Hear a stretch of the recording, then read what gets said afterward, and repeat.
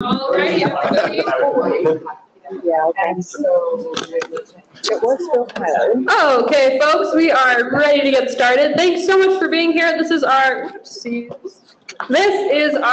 second in-person leadership council of the year. So hopefully you all remember we're doing mostly just webinars every month. Then once a quarter, we're jumping to in-person. Sorry, we're getting a lot of feedback. So that we can actually get to see each other's faces and connect a little more and talk about all the work that's going on across the region. Today, because we were all here together, I really wanted to take the opportunity to have an in-person conversation about health equity. This is a really big part of Medicaid transformation. It's something crucial that we embed at the very beginning so that as we're embarking on all these awesome transformative activities, we're making sure that nobody gets left behind and we don't miss the opportunity to combat some health disparities that are creating really big barriers to care in our region. So to kick us off, whenever we have an in-person, I always want to do the real introductions with everybody. It's so hard to do on the phone. But in person, I love to go around the room and share who you are, what organization you are representing today, or if you're just here as a community member. And then also one big win. So that's just a share of something positive that's happened to you in your work or in your life in the last quarter. Maybe you guys got a big grant, maybe you're starting a new project, whatever it is. I think it's just nice to have a moment of positivity in the room. So I'm going to start over here with Amber. Here's the mic. Good morning, my name is Amber Johnson. I'm the Director of Mission Support for Spokane Neighborhood Action Partners. And my big win is our transportation program was just awarded an STA surplus vehicle. So we'll be picking that up in early May, and we couldn't be more excited. So we're ready to get that puppy on the road and filled with people needing some access to healthcare. Hi, my name is Kay Morano, and I'm the Executive Director of the Spokane Low Income Housing Consortium. And my big win is that the legislation that Maria Cantwell put through to increase the funding and almost double the funding for the low income tax credit program, which will then provide us with more low income housing in the region, which we desperately need. I'm Siobhan Danahy with Providence Healthcare. I think one of our big wins that actually was just publicized in the Journal of Business this morning was our $2 million grant by Washington Delta Dental and the Arcora Foundation, which will help us fund the dental residency program, which will increase access for Medicaid adults and Medicare seniors. I'm Misty Kunzman with Molina Healthcare, and we are just finalizing a Molina bed at the BOA for the Hope House Respite. Hi, my name is Blake Redding. I'm the Executive Director of Spokane Treatment and Recovery Services. A big win for us lately is we just solidified our funding with Multicare to continue our diversion services into their emergency room departments. Hi, I'm Sarah Bullock-Dorn with United Healthcare, and as many of you know, we submitted a bid due last week, a big one, and so I'm just celebrating 1 week of not writing a bid. Hi, how's it going? Devin with Better Health Together. It's sunny outside today, so that's a big one. Hi, I'm Joy with Planned Parenthood of Greater Washington and North Idaho. Our big win recently is we're launching the Right East program, which is a Latinx program that helps, so it's led by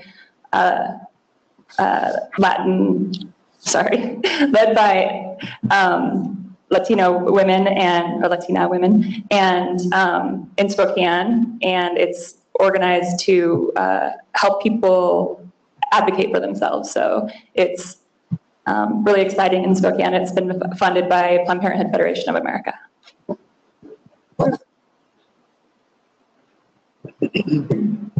Hi, my name is Amelia Davis. I'm with Coordinated Care, and for our win, I have to second Sarah's win that we have submitted all our proposals and we get a little respite for a little bit. Andrea Davis, also with Coordinated Care, and I'm just going to say ditto because that was a huge lift, I know, for all the MCOs to work on that RFP. So celebrating that work is completed. Caitlin Safford with Amerigroup, and same thing. Cindy Hochberg, Community Health Plan of Washington, and I'm going to say something different. Our big win, I think, is our integrated care, so care management. We had outsourced for the last 3 years, and we just brought that all back in-house, so everything is in the state of Washington. I'm Jessie Nowling with Better Health Together, and mine's personal, but I'm getting married, and I just want to tell people. Congratulations.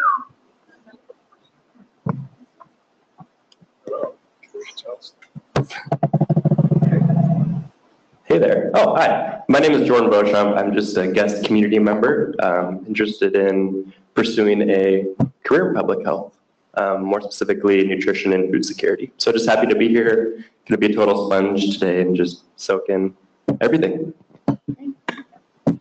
Good morning, everybody. I'm Fiona McKenna, and I do communications for BHT. And something that's been really awesome about 2018 is seeing all of the engagement that has occurred with all of our partners. I'm on social media a lot, and it's just been really fun to see all of that. So thank you for everything you guys do.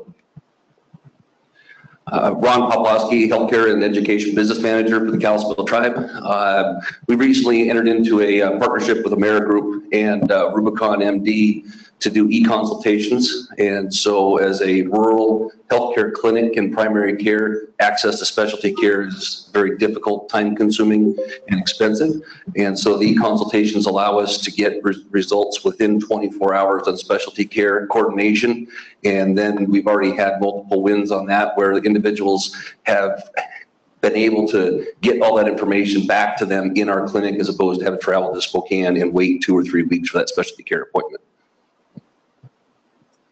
Good morning, Danielle Cannon with Excelsior Youth Center, and our big win is we are in the middle of launching the Behavioral Health Collaborative, which we are doing in conjunction with Qualifax and XPO to bring an electronic health record, a certified electronic health record to the region to prepare for integrated managed care. So I'm waist deep in working on that.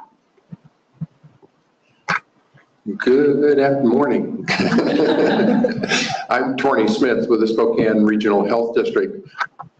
Since we're talking about Equity Day, I think one of our big wins is that we have come to an agreement to bring Dr. Tony Iton from the California Endowment here in September to do some presentations, and you may want to Google him at some point. He's very, very impressive physician. Has his law degree, has his public health degree, very well-educated guy with the California Endowment, and addresses equity from a community perspective. So you will all be invited. Thanks, Tony. All right, so folks on the phone, this is your get ready. I'm gonna go down the list and just say a first name, and if you can introduce yourself and hopefully unmute you all. There we go. If you can introduce yourself and share your big win. Let's start with Dulcie. This is Dulcie Field. I'm the Chief Clinical Officer here at Columbia Basin Health Association in Othello.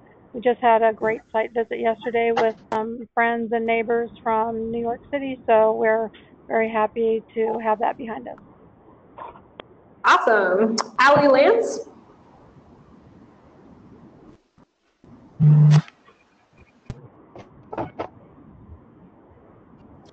All right. If I don't hear from you, I'm just going to keep on going. Chris Flaherty.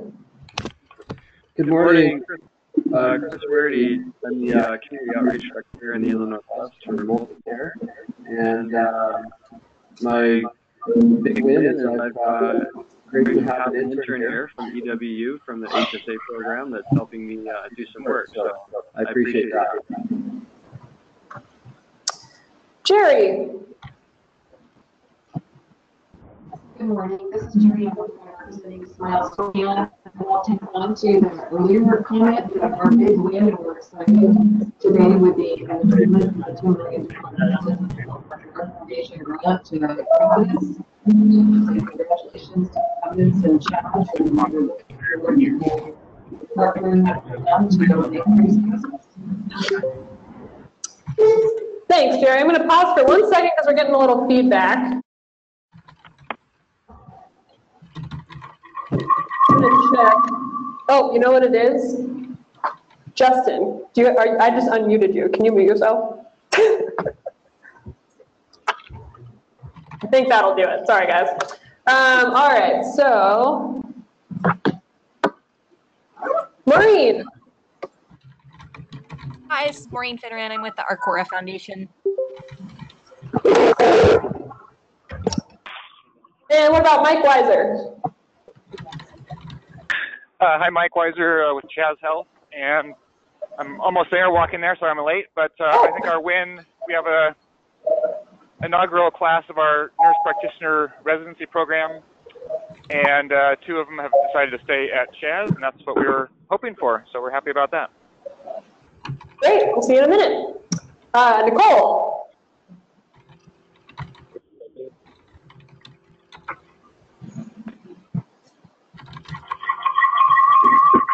All right, no Nicole. Terry.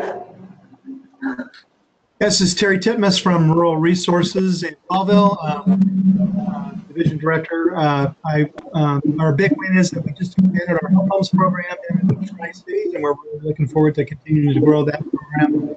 I think it has some pretty tremendous impacts for our clients. All right. What about Emily? Hi, this is Emily Lee, Director of Hospital Contracting at United Healthcare, and just a couple of big wins to share. One of them is we had a very productive presentation discussion with the Washington Rural Health Coalition around value-based contracting and ACO and how we can align with other payers.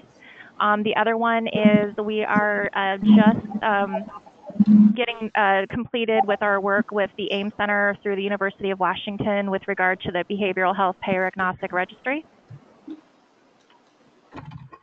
Very exciting. Gwen. This is Gwen Cox from Qualis Health. I'm the practice coach for Eastern Washington.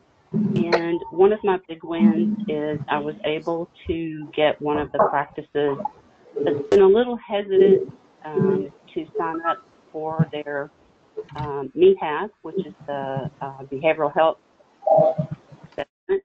And on a personal note, I found out I'm going to be a grandma today. Oh, congrats! And what about Kate? Hello, hi, this is Kate from AmeriGroup, and the big win is all of the above, and I love the community collaboration that keeps happening. It's amazing. And Kathy from Second Harvest? Hi, yeah, this is Kathy from Second Harvest. Sorry that couldn't join you today there in person, but we are getting excited to roll out our new mobile market bus. We're getting very close. We're expecting, hopefully you'll be seeing it on the streets of Spokane here later next month. That's awesome. So I'm looking down the line, and the next group of folks on the phone are all muted or show that their phones are not connected. So I'm not going to go through the rest of the introductions. We did get some folks on the chat. Allie Lance, congratulate her on her 3rd day at work at Special Mobility Services. Woohoo! And we got a shout out from Carol, who's the ED over at Partners with Families and Children. Their win is that they launched a pediatric SANE program, pediatric sexual assault exams. Awesome, definitely needed. And Bethany also says hello. She's with Psychiatric Solutions, doesn't have audio. So thanks all for being here. Hey, Hadley. Sorry. Yeah. Hadley, sorry. This is Lois Bernstein from Multicare. Oh, hi, Lois. What's your big win for the month? Well, we extended our Multicare Community Partnership Fund to Inland Northwest, and I'm grateful that Chris is the one to review all 70-plus applications. Well, we are grateful to you. I have Brett Peck on the line. Can you hear me okay? Yeah. Okay. I'd like to say that we are celebrating at Spokane Housing Ventures. Not only did the legislature pass a capital budget, They funded the Housing Trust Fund, and they announced that we're going to get a $2.5 million allocation to build Jane Auld Manor permanent supportive housing in Hilliard. Awesome. Yes, there was lots of good news for housing in that budget. All right, and with that, I'm going to put you all back on mute because we are getting a little bit of feedback. I apologize. I'm not entirely sure where that's coming from, but that if I mute you guys, it should stop the feedback. So if anybody wants to chime in, feel free to throw it in the chat, and I'll be watching. Okay, so as I said, today we are talking about health equity.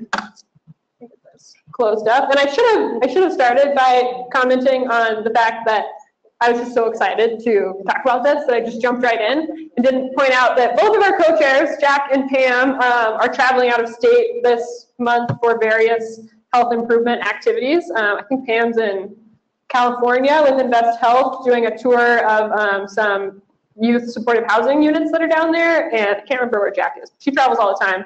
So they're out doing good work. Allison had to be at the Healthcare Authority today with a mandatory meeting for all the executive directors. So you get me. All right, so we wanted to take this time to talk about health equity. There's a couple reasons. One, it's super important. I think that's the obvious reason. The next one is BHT is preparing for our semi-annual report. Twice a year, we're going to have to send a report back to the Healthcare Authority that talks about all the good work that you guys are doing. And they have put a lot of questions on this one about how Better Health Together is going to interact with and use a health equity lens in our work. This is not new. This has been part of the certification process all along. But some of these questions are very specific, and that cued to me that this is a really good time to start bringing this to the whole group so that we can be thinking about it as we're generating our plans. So to start us off, I just want to do the basic, let's make sure we're all talking about the same thing when we say what health equity is. I love this graphic. Who's seen this graphic before? Anybody? When I first saw it, it only had the 2 blocks. Is it new to anybody with the 3rd block? Yeah, a couple people. So in this first image, I know it's a little blurry, we have 3 young people who want to watch a baseball game. And there's a fence, so they can't see the baseball game. So everybody gets a block. They all get the same block. But that doesn't actually help each person see the baseball game because this guy on the right here is a little bit shorter and he could use an extra boost. So in this case, this is equality. This is everybody gets exactly the same thing no matter what their needs are. That doesn't mean that these persons had their needs met. So the second individual, yes. Oh my gosh, crucial button that I forgot to press. Thank you guys. Show my screen. All right, that should do it. Sorry about that. Okay, so the second individuals, second photo, each of these individuals are given what support they need to get the outcome they need, which is watching the baseball game. So this guy's got 1 block and this guy's given 2 blocks so that he can see all the way over. Now in my mind, this translates a little bit. I think we could kind of see a metaphor for Medicaid here. Anybody else working with that? So here in our first image, if we get everybody on Medicaid, if everybody has health insurance, they all have access to healthcare, right? But it's really just access on paper. That doesn't necessarily mean that they're going to be able to get themselves to the doctor's office, that there will be a doctor's office that's ready to take them, and that doctor can provide care in a culturally competent way that they will actually be able to receive and interact with it. So here, in the second image, we start to see, okay, we need to have more individualized supports for people. But what happens then is that we might find that some people we're giving a lot of blocks, and some people are getting no blocks, which in my mind can translate to some of those gaps and disparities in care we see, where, for example, we spend so much money on the super utilizers, the folks who need a lot of support, where what if instead we were looking towards how could we remove the structural barriers that are preventing these people from getting their needs met in the beginning. So in the third graphic, the real source of the inequality, which was the fence, is addressed. It's taken down, now everybody can see through the fence. Does that make sense? Anyone have thoughts on that graphic? This is such a fun conversation to me that I'm just like totally open to anybody just chiming in whenever you want. Same with on the phone, we can see your chats pop up if you have anything to share. All right, so the next one. So BHD aligns with the Robert Wood Johnson Foundation definition for health equity. That's generally true for most of the ACHs are aligning with this definition. Health equity means that everyone has a fair and just opportunity to be healthier. This requires removing obstacles to health, such as poverty, discrimination, and their consequences, including powerlessness, a lack of access to good jobs with fair pay, quality education and housing, safe environments, and healthcare. This, I think, mirrors pretty closely the BHT vision statement that I'm sure you guys all have memorized, which essentially is that we're working towards building a whole person integrated care system that can make sure that folks have these basic needs met and there aren't barriers to accessing that sense of purpose and quality of life. So that's a little different than health disparities. So I just want to play a quick definition game. There's health equity is really a state of being. It's a state of the society where folks are not experiencing barriers to care.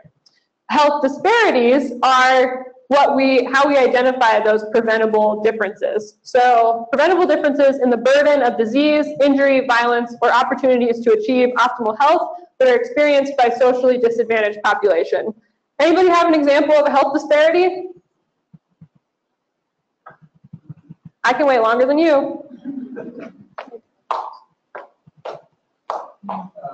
Diabetes when there's limited access to healthy foods. Great example. Diabetes when you are in an area where you can't access healthy foods. Maybe it's location, maybe it's healthy foods are too expensive. Who's got another one? Low birth weight. Low birth weight. We find that low birth weight is disproportionately found in communities of color. Is that true? Yes. Yes. What else? One more. Lack of transportation to get to the project. Lack of transportation. That's something that we hear all the time, especially from our rural partners, right? It's really hard to get to the care, especially if it's snowing. All right, so just want to make sure we're clear as we're talking about this. Health equity, state of being, health disparity, the actual burden or difference that people are experiencing in care. Now we're all on the same page. All right, so show me the data. This is the fun part. Our awesome friends at Providence Core, who we contract with to do some data work for us, have made me this PowerPoint to show some of the disparities that we are seeing in our region and also some of the trends in population change. So you all have some copies of these slides on your table if you'd like to follow along. I recognize there's some very small print. So to start with, this is just sort of the general population change within the DHT county. So overall, for the most part, our population is increasing. So in the last 7 years, we have seen a slow increase in population. Lincoln County is the population that has the smallest growth, and we're growing at a rate slower than Washington State, but we are slowly getting more people. So an interesting thing is that we are starting to see a trend where Eastern Washington is getting more of the Hispanic population coming in, where historically we've been pretty low compared to some of like Central Washington especially. Particularly in Adams County, which has seen a 7.5% increase in the Spanish population, or the Hispanic population in their region. Relatively low increase for the rest of our counties. All right, so this one has a lot more to read. This sort of breaks down the race breaks down by race the trending for population growth or change. What we're seeing is there are some changes in population. I was surprised to see that Adams County has the most change in population. And we're also seeing, interestingly, Ferry County has an increase of folks who are identifying as 2 or more races. Overall, though, it's, again, it's pretty low rate of population growth, but what we are seeing here is that our region is growing more diverse. So we can trend towards, in the next 10 years, we're going to see an increase in people of color in our region, especially according to these rates with the Latino population, and it also looks like we're getting some movement within our American Indian Alaska Natives, as they're either moving counties, but there is some change happening in that population. All right, so here we're talking about age, and this one's really interesting to me. Our region is getting older. So the top line is folks who are in working age, so that's really between 20 and 64, and we can see across All of our counties, this is trending down. Adams is relatively stable, but pretty much everywhere we are trending down for working age folks. So we're slowly losing our workforce. This is the Washington state average here in the second column. So we are decreasing faster than Washington state. Then when you look down below, the pink line is kids. So we're pretty stable, not a lot of population growth when it comes to kids, except for in Adams. And then for the older population, that's where you see we have our huge rise. So we are coming towards that silver tsunami as folks are aging. Which again, I think is important to think about in context of workforce. That's what I'd put here, especially when we think about rural workforce and the intense shortages we already have in providers. All right, this is another sort of interesting map. This is a national one, but this is talking about sort of the change in diversity. So here, highlighted in the colors, are communities that have traditionally not had a lot of diversity, and that was the study looked at if you were to randomly pick 2 people out of a county, just 2 random people in any county, what is the probability that they will be of 2 different races? So the colored lines here are for areas where you are not likely to see 2 or more races, so you're likely to pick 2 people of the same race. But what it's showing is that this is starting to change. We're seeing a lot of change in these areas, generally more northern and central America. And then this is sort of the opposite. This is areas that are already diverse and not experiencing a lot of change.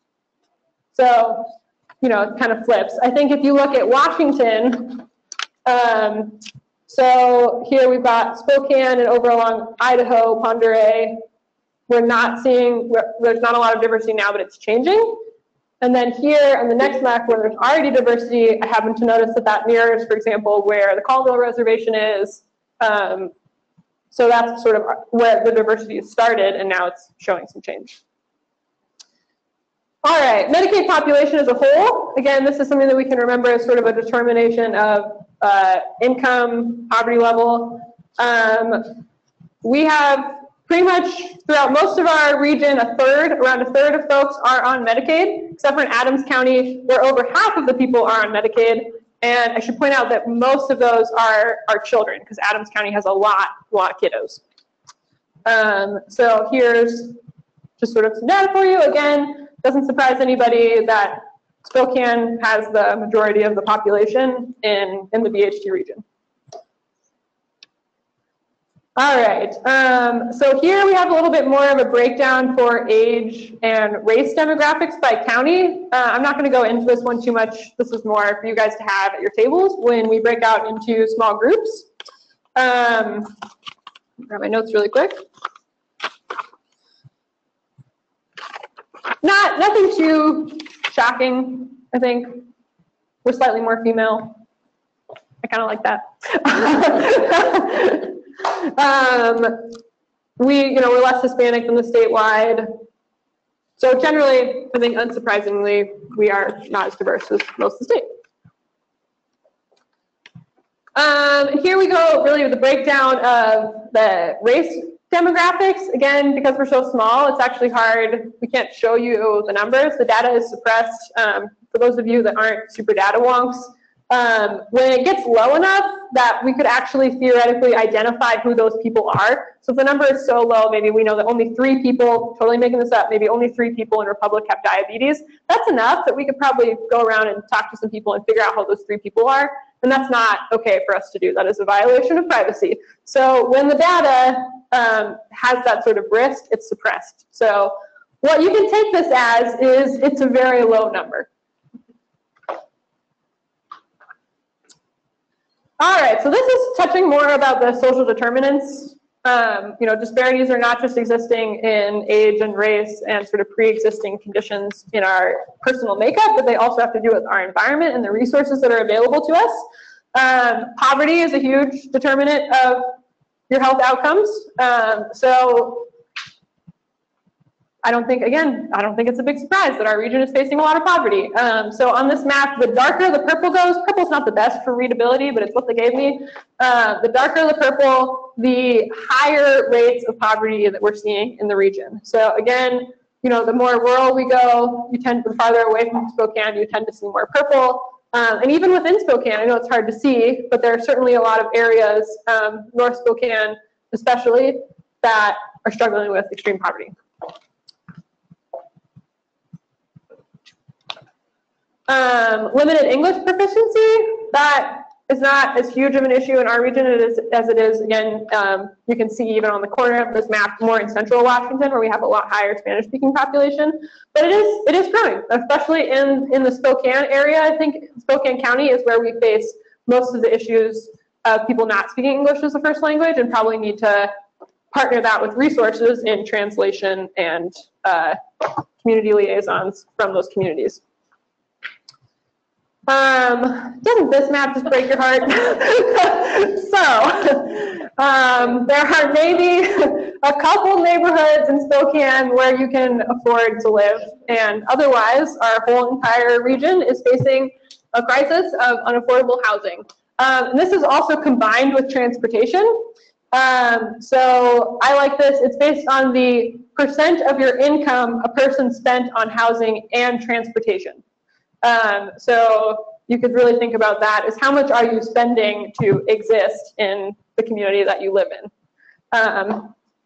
We pretty much see here it's an unacceptably high amount because in every area of our region, people are spending too much. Here's Tori's example. This is a map of low birth weight. This is based off of a ranking system across the state for babies weighing less of, I don't actually know how much 2,500 grams is. I'm assuming that's like, anybody know math in that regard? 6 pounds, 7 pounds? I don't know, but it's babies whose weight are too low to be healthy. Again, we found in this one there wasn't reliable data for a couple of the counties. So where you see the slash marks is a county where there may be a guess, but that's not necessarily accurate because we don't have the data to support it. Thank you. 5.152 pounds. That's very small. I thought it would have been higher. So that's apparently what the limit of low birth weight is. Fun fact. This is deaths from cardiovascular disease. Again, we know this is a preventable illness. So darker shades, I think what we're seeing here is there are some disparities in some of the rural, more farther outlying areas.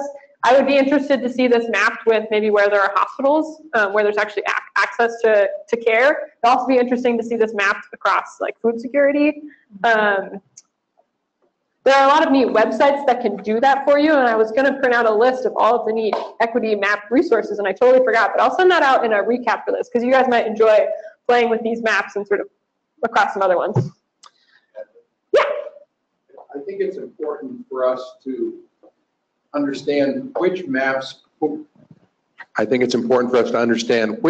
are residence-based and which are occurrence-based. You will find sometimes large differences in the data, but it might be reported on, as this example, that cardiovascular disease occurs from the county in which you live or the community in which you live. And in other instances, it might be where it actually happens. So as Hadley was just pointing out, because we are a medical center, you will find a whole lot of data that shows occurrence happening here, but not necessarily because of the underlying causes from where you live. It's one of the challenges we have with opiate deaths.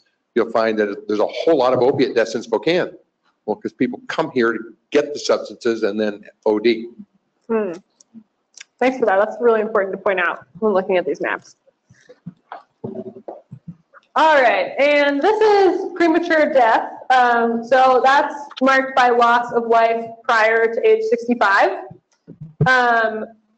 Again, darker shade means there's higher rates of premature death. So this seems pretty clear to me that the farther out from the urban center of Spokane you go, we see higher rates, especially as we go north, of premature death. There also are some areas inside of Spokane County that are experiencing exactly the same rates. So not as stark of a difference between Spokane and the rurals for a lot of these as just to be totally transparent, I was expecting when I first asked for these maps. All right, so that's a little bit of the data. I just wanted to give a quick overview of that. You guys all have it on your table, and we'll email that out to you in case you all are interested. Any questions on the data itself or anything that we just displayed? Check that chat. Oh, Dulcie also had me backed up with the math. I really appreciate that. Okay, so now I just want to talk really quickly about BHT and health equity and how we already are embedding it into our work and where it's showing up in our plans. But then really I want to turn it all over to you to have sort of a generative conversation and give us some advice on how we can be working together to embed this in the work we do. So there are two, I keep clicking out of the slideshow, sorry guys. The first way that we are embedding health equity in our work is through the financing. So BHT sort of, our claim to fame is that we now have a bunch of money from the Healthcare Authority that we get to distribute to you to do awesome good work in the community. So one of the ways that we have stood for health equity is in our first payment to behavioral health and primary care providers who are taking on the brunt of the transformation work, the most of the risk, and they're going to have to take most of the changes. We have offered them both an equity accelerator payment and a rural accelerator payment to offset some of the challenges that come from serving more diverse or more rural communities. So the equity accelerator, if your organization serves a client pool within Medicaid that is more than 10% patients of color, which is a higher rate than the regional average, BHT is around 9% diverse, we give you an equity accelerator payment, which is an extra amount of dollars, recognizing that communities of color they face more health disparities, more negative health outcomes at a higher rate, and also more barriers to resources that would keep someone from, or prevent someone from getting sick and keeping people stable. This is similar for the rural accelerator payment, where we recognize that our rural communities may not have that same level of ethnic and racial diversity, but they still face a lot of disparities when it comes to resource scarcity and just the challenges of living in a rural community. There's poverty, transportation issues. I think there's a whole other game of issues that come up. And so this accelerator payment goes directly to each of the 5 rural collaboratives for them as a group to decide what they will invest it in to overcome whatever barriers might come up for their region. Any questions about those elements in our financing? All right. And so the next thing is this is how we are planning to move health equity into our work, starting in this conversation and then through the channels of the technical councils that feed BHT decision making. So we have launched our Community Voices Council. It's a slow launch. I'll be very honest, we've had one meeting of a group of around 10 folks who are community advocates or community care coordinators to some capacity. We talked about how we're going to build out our recruitment plan. It's very important to me that we're really thoughtful in who we recruit and that we also make sure we're not putting any huge burden on people. It's hard to balance consumer council when we have folks who live really rural and then folks in Spokane, and how do we make sure that's fair for everybody? So we're taking a slow approach as we make sure that we're doing this the right way. Those 10 advocates are now supposed to be out recruiting for a Medicaid beneficiary to bring to the group so we can start to build out a council from there. Still open to recommendations and nominations if anybody has an awesome citizen Medicaid beneficiary community member who is really passionate about improving health in their community. We'd connect them to me, please. So that council is going to be exploring recommendations for activities that the collaboratives can put inside their transformation plans that would accelerate health equity.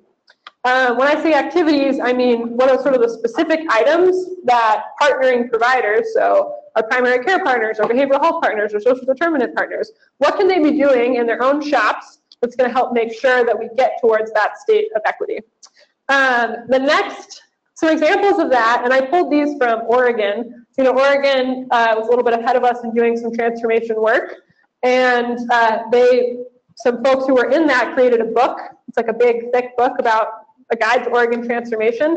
It's a doozy of a read if you guys are really looking for something fun this weekend. They have a great chapter on health equity and some of the learnings that their group did as they were sort of having their focus groups and going out into communities. And they found that 4 recommendations that came out of their work for what transformation could include that would really boost health equity in their region. And those four things were: 1, culturally and linguistically appropriate care, so that every patient could find a provider who could speak in their language or have access in their language, and also was understanding of their cultural background and needs. The next was diversity of workforce. It was very important that folks had, that the people who were serving looked like the people who were being served, so that you had everyone in the community have someone they can feel comfortable going to for care.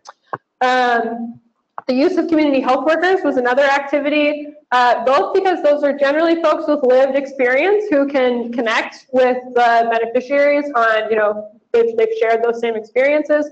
Also, as someone who can just be more on the ground, it's that individual touch who can walk someone through getting the care they need. And then the final recommendation, these are in no particular order, was better collection and use of data. So it was very important that all the data that was being collected was disaggregated. So everything was looking at race, age, poverty, breaking down those different disparities so they could see if there were any unintended consequences as they were doing the work, or if any groups were being advantaged or disadvantaged throughout the transformation. And that also came with, an ask to, it required people be trained up on how to collect and use data, because it's not just about collecting race data, but also how do you use it to make sure that it's influencing decision-making in your work. So that's just an example of some of these activities that we're talking about. Once that group sort of comes up with their recommendation of activities, it'll move into the waiver finance group, which is responsible for making the decision or making a recommendation for how and what we spend money on in this opportunity. So we would move those recommendations to them and say, here's what we're thinking about. Is there an opportunity for us to maybe incentivize some of these activities or offer some dollars if partners want to implement them in their plans? And then once the waiver finance group makes a recommendation, it goes to the board, and then the board makes the ultimate decision. So I just want everyone to know sort of that's the trajectory on how we would be moving forward on this. All right, so I want to just do a quick, I give some examples of what health equity looks like for BHT. I know there are a lot of folks in the room who are also thinking about this, and I wanted to do a quick, just how is your organization thinking about health equity? What do you implement in your clinics, in your practices, in your organization that is helping to overcome barriers, or really specifically targeting ending a disparity that we see in our community? So we got a couple folks who responded that they were willing to share. We're going to just help that sort of get some ideas flowing in the room, and then we're going to break out into small groups. So who wants to share first? Joy, and if you can use a microphone, I would so appreciate that. I'm going to stand up because I feel less nervous that way. So I work for Planned Parenthood, and everything we do is about health equity. And we were founded on a need for more health equity in our communities. In 1917, there were a lot of women dying in childbirth and from self-inflicted abortions and living in poverty because they couldn't plan how many children they would have. So Planned Parenthood has been working on access to contraception and health education about how to prevent pregnancy for 100 years. I know we're known for abortion, which we're proud to provide, but we've only been doing that in Spokane since the 90s. So we've been really, for a long time, working on access to contraception, family planning, and health education. So I just wanted to share a couple things with you about what we believe and why we do our work. And that kind of informs the 3 main parts of our mission, which are healthcare, services, education, and advocacy. So we believe that all people deserve the right to self-determination, and in order to get there, all people deserve the right to control their own reproductive lives. And for women, and for both women and men, it's very important. But for women, when you're like carrying the pregnancy, and it's a big impact. And if we can't control our own reproductive lives, there's no way we can participate in society effectively. And And in order to control reproductive lives, all people need to have deserve equal access to sexual and reproductive health care. So we've come a long way since 1917 when it was illegal to even talk about how to prevent pregnancy. Now, healthcare is theoretically accessible, except for, even if a person has health insurance, they might not always be able to access the healthcare that they need for multiple reasons. I mean, it could be transportation, or it could be that, like abortion is a good example of this. We're the only providers of abortion in Spokane. No one else does it. So if you can't get into Planned Parenthood, you have to wait or you have to drive somewhere else. And women should have the right to make that decision for themselves. And it shouldn't be made for them because of lack of access. So women of color, immigrant women, and LGBTQ people, and people who have intersecting identities face the greater barriers to care. And because our current healthcare system was planned and developed mostly by white, affluent, heterosexual males, I mean, that was true for the last 100 years and is pretty true now. I don't think there was an intentional design to leave people out, but if you don't have that lived experience, it's hard to design a system that works for everyone. So people who exist outside of that identity tend to have more barriers to access. All right, made some notes so I didn't forget anything. So for some examples, LGBTQ people's reproductive health care needs often go unmet by a system that has traditionally marginalized such care. In addition to high rates of stress due to systematic harassment and discrimination, which has been shown to affect physical and mental health, LGBTQ people face low rates of health insurance coverage and high rates of HIV, AIDS, and cancer. And we're proud to say that we have recently, we've always been treating and serving LGBT folks in our community, and we've recently rolled out transgender care, which we're really excited about. So for undocumented immigrants and recipients of DACA, they're prohibited from accessing basic health coverage through Medicaid and the Affordable Care Act. So our affiliate has 11 health centers throughout Eastern and Central Washington. Most of those are in Central Washington, and a high percentage of our patients are Latino. And we actually make an effort to make sure that most of our staff is bilingual in those areas. And in Spokane, we have great bilingual staff too.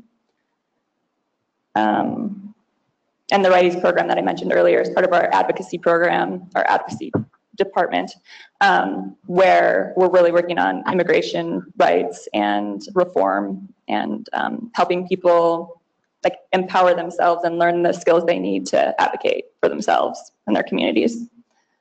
So regardless of income, health disparities for people of color are disproportionately higher than their white counterparts by most measures of reproductive health, including the rate of unintended pregnancy, the prevalence of HIV infection, and STDs, as well as maternal and infant mortality rates, which are worse in the United States than any other like nation, and are especially high for Black women, whose maternal mortality rate is more than twice the rate for white women. So everything we do is to address health disparities. So our health education is to make sure everybody has access to medically accurate information. And we have a program called the Promotores Program, which is for monolingual Spanish-speaking women, and they work with their peers, and they learn all of the sex ed lessons, and then they hold house parties. It's really cool. And then our advocacy work is always about increasing access to reproductive and sexual health care. Thanks.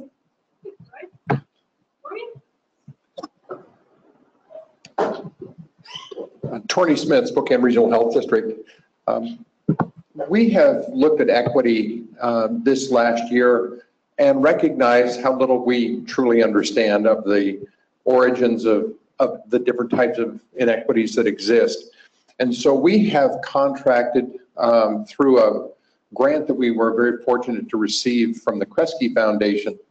We have contracted with an organization out of Oakland, California called Human Impact Partners, who has come to do training for our staff And we've started with what we refer to as our champions team, about 20 people that we knew were interested and motivated to address issues around equity, to begin to understand our own ignorance.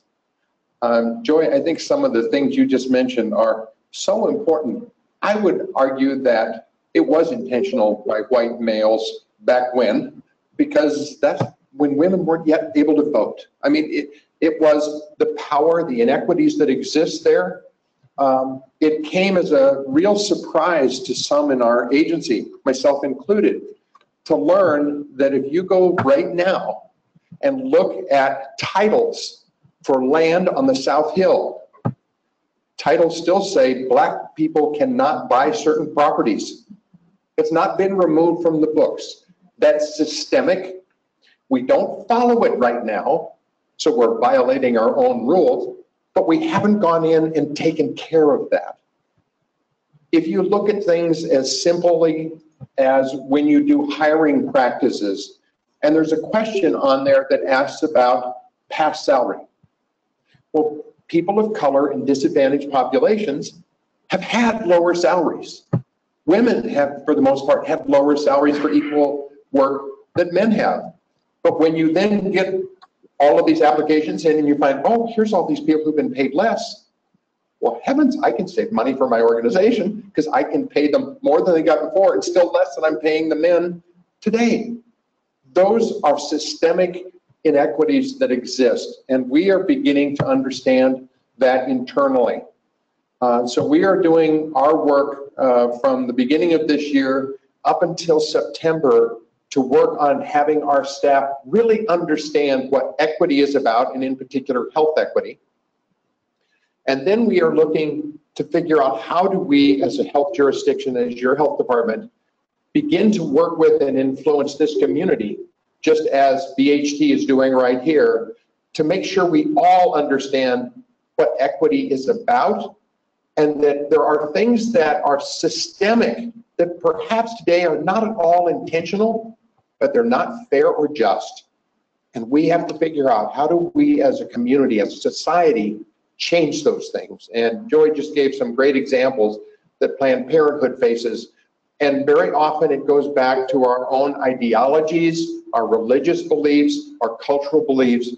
And as we are learning this internally, I think we're all becoming quite humble, those of us who, as myself, I'm very blessed. I was born white and male in America. I didn't earn any of those benefits that have come to me that other people haven't necessarily had. I need to come to grips with that.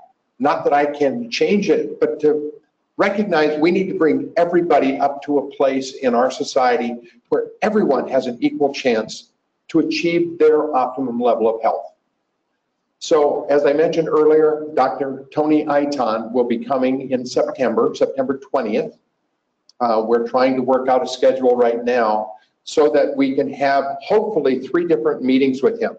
One is for him to come and do an all-staff meeting for our health department to really move us from our internal understanding to community. His focus really is a much broader commitment of, from a national perspective, what does your country do to invest in all its people, which he's Canadian and they do a way better job than we do. We all know they have universal health care. Do you know they have universal daycare benefits? I mean, those kinds of things that we don't even comprehend in our society. He will be here to speak about that. We hope he will then have a large community presentation, and then we hope at the end of that he can do a dinner opportunity with people who are disadvantaged, who are the people who have been, I guess I would say, the victims of inequities in our culture. We would like him to be able to share with 20 or 30 or 40 people, whatever that is, that we'll be able to identify at that opportunity. So those are the things we're working on at the Health District. Thanks, Cory. Amber, would you like to share? Sure. So SNAP is working on a few things as well. We've had a large effort with our staff over the last few years to really work on cultural competency and to increase the amount of training that we're doing on that subject.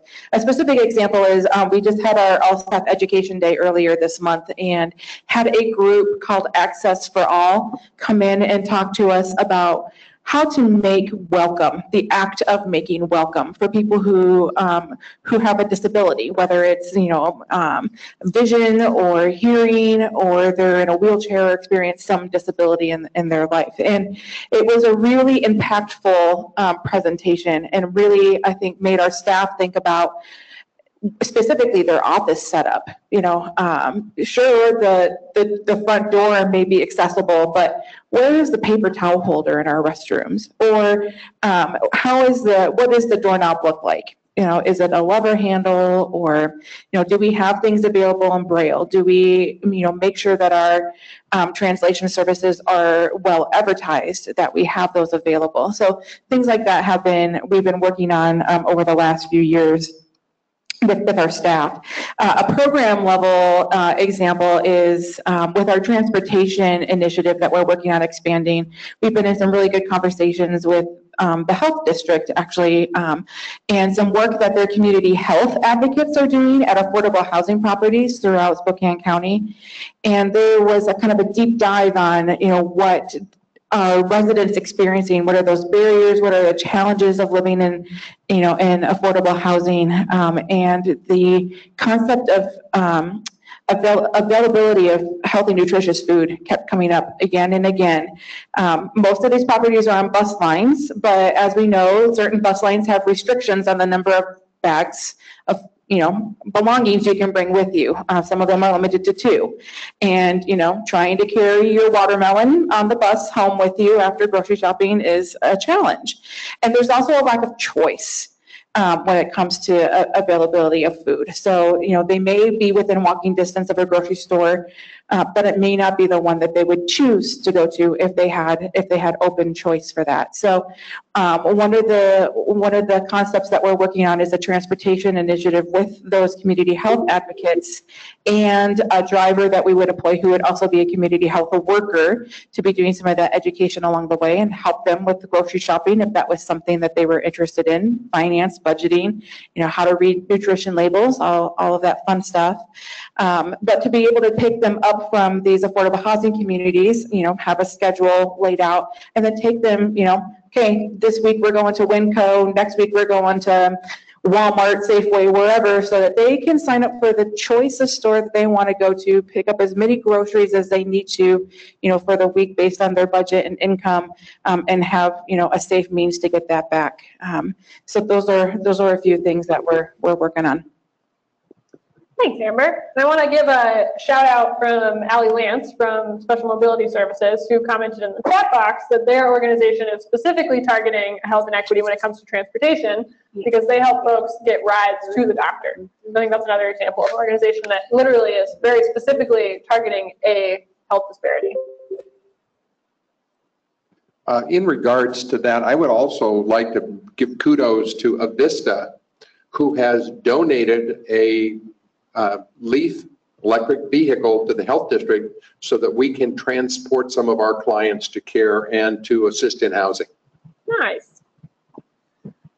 All right, so with that, I wanted to give some time for us to sort of, just get some ideas generating, some examples of how some organizations in the region are approaching health equity.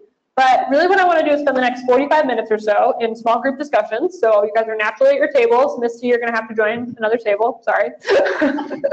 And for the folks on the phone, I will be muting the room so we can't hear you and you can't hear us. And Justin is going to take over the phone call, and he'll be facilitating the same questions we're working on in the room with you all on the call. And if you're all on the call, you'll be able to see the slides. Justin will move back and forth if you want to look at the data, but you can also hit the materials button and download the slides so that you could scroll through the data part as you wish.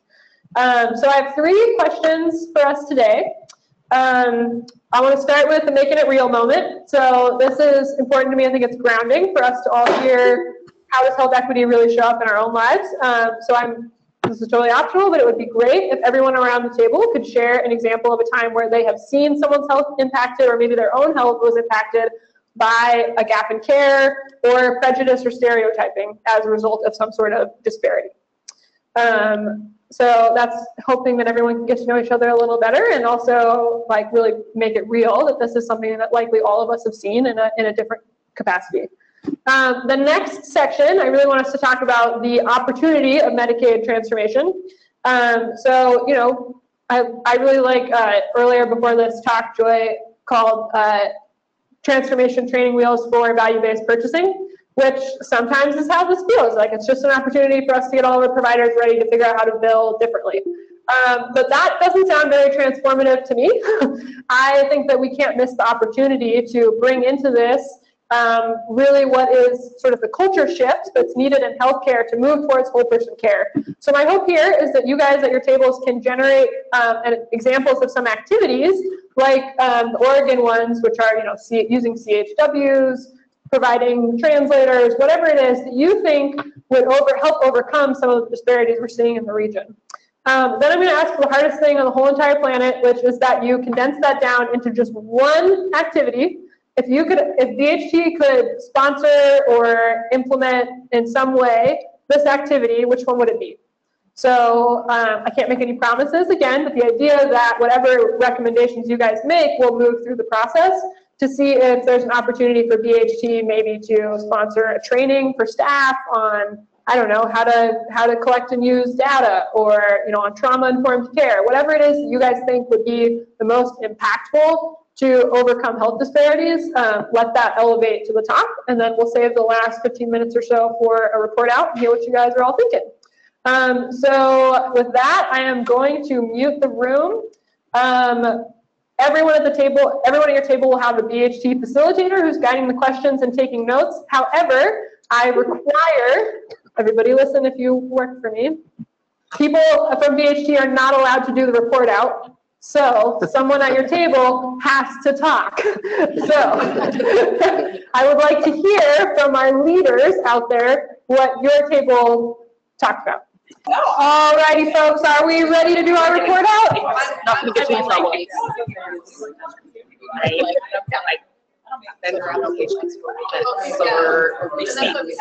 All right, if you guys could find your seats again, there was some movement in the room. I'm going to start by just giving an apology to the folks on the phone. I know it was a little crazy this time. It's one of those days. So let me start maybe with Justin and see what did our phone folks have to share. So thanks, Heath, for allowing me to break the rules and report on behalf of the callers. So the recommended activity revolves around a common training on equity for any BHT partnering provider. There really is the real need for a common language. We all have defined equity differently so far. But if BHT could flip the cost for that training, which many of our organizations wouldn't be able to currently, then that can start an equity planning system where we can look at how the barriers of the social determinants of health can be addressed in a primary care behavioral health setting. Awesome, thanks for sharing, Justin, and all the phone folks, thanks for your participation. What about this table over here? And Ron, if you could use the mic. Thank you. Yeah, I know my voice doesn't carry over, telephone land. Yeah, exactly. A lot of real good, vibrant conversation over here, and I think that the one thing that we came up with was we're going to look to steal a little bit, if you will, but there is a federal program that's GARE, the Government Alliance on Race and Equity, has devised a results-based accountability, looking at our areas for the equity. And really what it does is it takes and you work backwards. You say, what do we want equity to look like? What do we want access to look like? And the accountability, whether you're in a rural community or a non-rural community, you're pretty much going to come up with the same results. But then when you apply it to either an urban or rural community, what and how you're going to get there is going to be significantly different. And so it is it's the results-based accountability on this. It is a national program. It's been proven. And if the BHT would get behind this in all of our areas, so we actually then, from a formalized standpoint, have an understanding of where we want to be and how to get there in our areas. Awesome. Thanks, Ron. That sounds like a great resource. I had not heard of that. We, just as a quick plug, BHT loves results-based accountability. Do any of you remember who was in a population health or social determinants work group like 2 years ago? Yeah, where we all ran RBA. We started with what does success look like, and then worked backwards to some activities. So RBA is actually part of what got us to where we are today, talking about our priorities as a region. So I love that it can maybe resurface. All right, Jesse's table. Cindy? Okay, so we went through a whole lot of things on this and gaps in care. And one of the things that we thought would be very easy to actually implement and would address a lot of these is we already have the Equity Accelerator. We already have those funds. But to make everybody that is getting those funds submit a plan for how they are going to use them, and that plan has to address a health equity issue. Got it. Okay, so we could explore embedding in our project plans requirements that partnering providers come back with how they're going to address health equity. I think that's a great idea. All right, over here to Blake. All right, so we were supposed to choose one, but since this is about transformation and breaking the rules, we have two. So we talked about developing culturally specific care pathways that focus on designing the system around particular patient groups that have the highest amount of health inequities or disparities. And so, taking as kind of an example, this is different than not talking Pathways Hub, but nonetheless, the idea that project focuses on a specific group, which is those reentering the community from incarceration, and then pathways that come out of that based on the needs that are known for that group.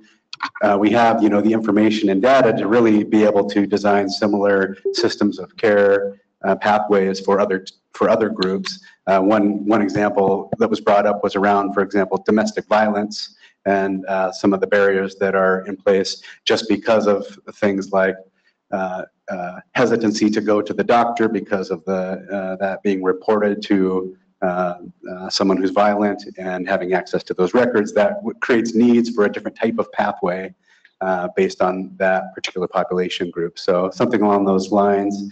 And then also there are also just policy issues that we need to advocate against that are really, the resources are really around the advocacy, which has to do with, for example, people with criminal histories not being able to access, aren't eligible for certain types of programs, but people of color are already disproportionately represented in that group, so that's kind of like double discrimination happening in those systems. So that's what we have. All right, so I summarized by here maybe individualized sort of pathways. We need a system that can be flexible enough to meet the individual needs of folks as they present with barriers. And then also talking about the advocacy work for when we see systemic barriers in the community, how can we use this group to sort of rally and do some advocacy work? Awesome. All right, and our final group over here. Okay, so we ended up in a similar place as our colleagues on the phone did, and had a focus on education, specifically culturally competent care. And early on in the education for our providers, so those moving towards residency, nursing students, getting in there early and helping solidify that culturally competent care as quickly as possible. And then we kind of also talked about, other methods of education as well. So just providers now, getting into training facilities, data use, perhaps an all-day equity conference type of approach. So. All right, I'm just checking on the phone because we got a couple comments. Were these relevant to the phone conversation that you guys had, or are they for me? Oh, okay. Justin, would you mind reading some of these relevant to the report out?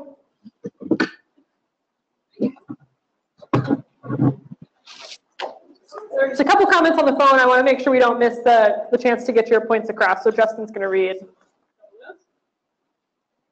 So Kathy from Second Harvest and we had Allie from Special Mobility Services. We had a great conversation about transportation and the expectations that providers have, the expectation that your clients or patients are going to make the effort to come see you and receive the services.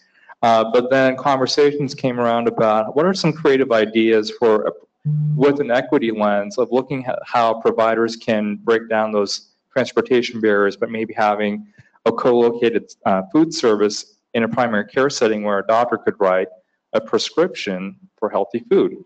So Kathy's comment here is it's our consensus around transportation issues related to service. Maybe that's a place for BHT to start in terms of activity to improve health equity in our region.